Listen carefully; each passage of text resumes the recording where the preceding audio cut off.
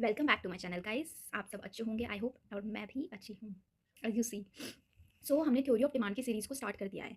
तो अब मैं एक छोटी सी, ये सिर्फ लॉ ऑफ डिमांड के ऊपर एक वीडियो है जो आई थिंक मेरे को बनानी चाहिए, मेरे को ऐसा लगा, तो मैं आपको ये एक्सप्लेन कर देती हूँ जल्दी से कि लॉ ऑफ डिमांड होता क्या है। सो लॉ ऑफ डिमांड को हम अपनी डेली लाइफ में एक्सपीरियंस करते हैं, लेकिन हम उसको, जो मोस्ट ऑफ द पीपल को वो टर्म ही नहीं पता कि उसको हम क्या कहते हैं, लॉ ऑफ डिमांड कहते हैं, जो हम अपनी डेली लाइफ में एक्सपीरियंस करते हैं अपनी बजटिंग में और अपने इकोनॉमिक कॉन्सेप्ट जो लाइफ में फॉलो होते हैं। सो द थिंग इज़ कि अब लॉ ऑफ डिमांड होता क्या है। तो other things remaining constant, other things remaining constant, please listen carefully. When quantity demanded increases when price fall and decreases when price rises. ठीक है, तो सिंपली कि there is a inverse relationship between quantity demanded and price. हमें ये दिखता है किसमें, law of demand में, कि there is a inverse relationship between quantity demanded and price.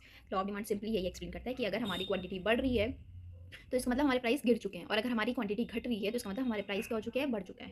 Price बढ़ गया है तो हमारी क्वांटिटी डिमांड क्या होगी, डिक्रीज होगी है। और सारी चीज़ों को करते हैं constant, other things all remaining constant. The thing is only two factors we taking, price और क्वांटिटी डिमांडेड इन दिस।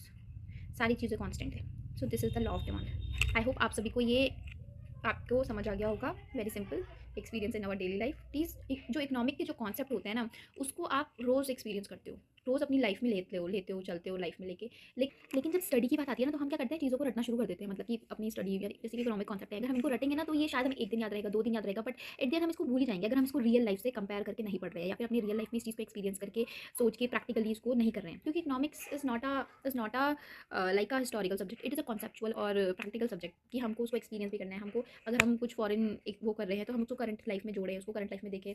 अगर हम कुछ भी इंटरनेशनल ट्रेड पढ़ रहे हैं, कुछ पढ़ रहे हैं ऐसी चीज़ें, तो हमें उसको अपनी अपनी रियल लाइफ से भी कंपैरिजन करके उस चीज़ को चलना पड़ता है। तभी हम क्या करते हैं, हम इकोनॉमिक्स के अच्छे से कॉन्सेप्ट क्लियर होते हैं, क्योंकि बहुत ही ब्रॉड सब्जेक्ट है, सब कुछ याद करना is impossible. I hope you like my video. आज के लिए बस इतना ही। Like, comment, share, subscribe my channel.